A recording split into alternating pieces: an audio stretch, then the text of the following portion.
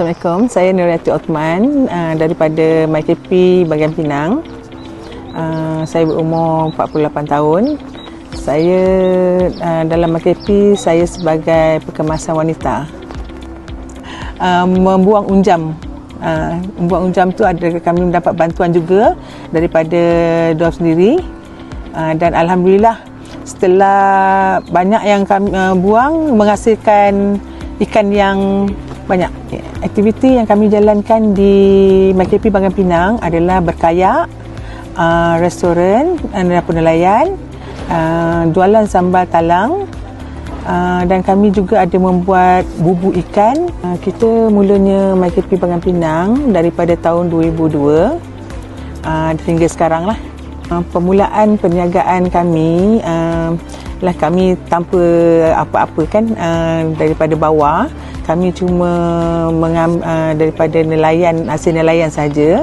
Tapi setelah kami mendapat bantuan sebanyak 50K daripada perikanan, kami memulakan produk sambal talang ikan masin yang kami cuba untuk pasarkan.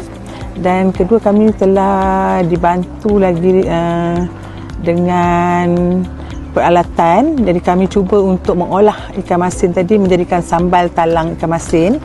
Jadi dari situ kami tengok ada peningkatan dan kami meneruskan hingga sekarang.